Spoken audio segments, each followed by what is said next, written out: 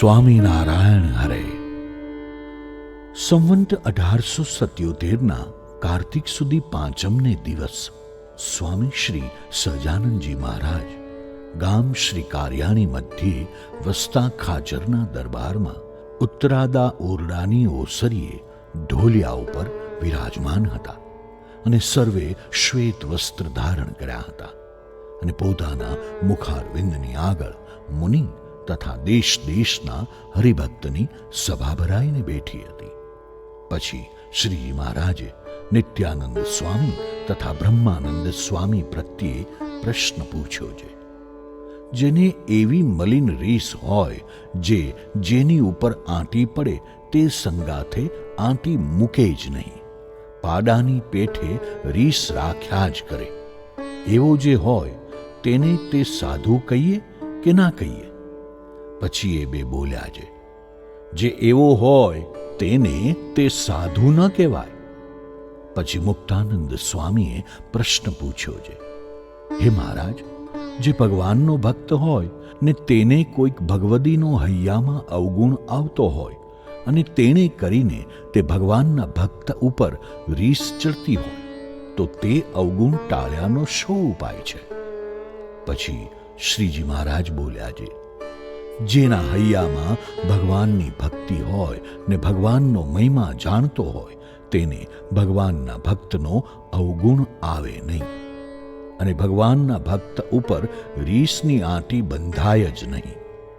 જેમ ઉદ્ધવજી જો ભગવાનના મહિમાને સમજતા હતા તો એમ વર માગ્યો છે, આ ગોપીઓના ચરણ રજના અધિકારી એવા જે વૃંદાવનને વિશે લત્તા તથા તૃણ તથા ગુચ્છ તેને વિશે હું પણ કોઈક થાઉં. અને શ્રી કૃષ્ણ ભગવાને વૃંદાવનને વિશે વૃક્ષને તથા પક્ષીને તથા મૃગલાને બળદેવજી આગળ અતિ મોટા ભાગ્યવાળા કયા છે.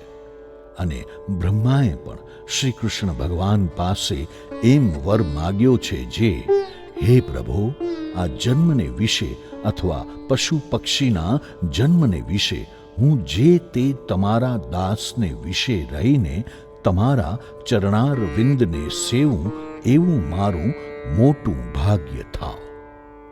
માટે એવો જ્યારે ભગવાનના ભક્તનો મહિમા સમજે ત્યારે તેને ભગવાનના ભક્ત ઉપર કોઈ દિવસ અવગુણની ગાંઠ ન બંધાય અને પોતાના ઈષ્ટદેવ જે પ્રત્યક્ષ ભગવાન તેનો જે ભક્ત તેને વિશે જે કાંઈક અલ્પદોષ હોય તે મહિમાના સમજનારાની દ્રષ્ટિમાં આવે જ નહીં.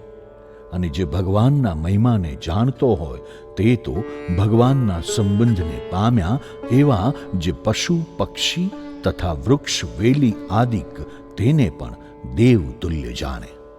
તો જે મનુષ્ય હોય ને ભગવાનની ભક્તિ કરતા હોય તથા વર્તમાન પાળતા હોય તથા ભગવાનનું નામ સ્મરણ કરતા હોય ને તેને દેવતુલ્ય જાણે ને અવગુણ ન લે, તેમાં શું કહેવું? માટે ભગવાનનો મહિમા સમજે તેને ભગવાનના ભક્ત સંગાથે વેર ન બંધાય અને જે મહાત્મ્ય ન સમજે તેને તો ભગવાનના ભક્ત સંગાથે વેર બંધાય ખરું. માટે જે ભગવાનનું તથા ભગવાનના ભક્તનું મહાત્મ્ય ન જાણતો હોય ને તે સત્સંગી છે તો પણ તેને અર્ધો વિમુખ જાણવો અને ભગવાનનો ને ભગવાનના ભક્તનો જે મહિમા સમજે તેને જ પૂરો સત્સંગી જાણવો. ઇતિ વચનામૃતમ.